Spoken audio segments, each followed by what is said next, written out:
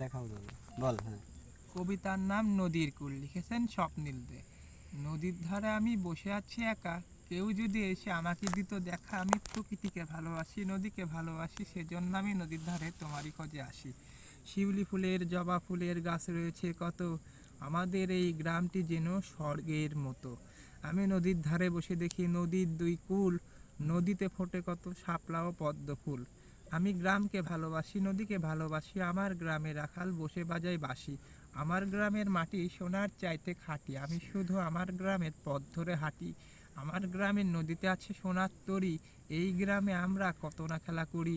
গাছে গাছে ডেকে বেড়াই দোয়েল শ্যামা পাখি, শুধু আমার দেখে যায় এই অপলক আখি। আমার গ্রামের কথা আমার খুব মনে পড়ে, আমার গ্রামে আমার শুধু যেতে ইচ্ছা করে। আমার গ্রামে আছে আমাদের ছোট্ট বাড়ি, রাস্তা দিয়ে মানুষ চালিয়ে বেড়ায় গরুর গাড়ি। ছোট ছোট ছেলে মেয়ে গামছা দিয়ে ধরে মাছ।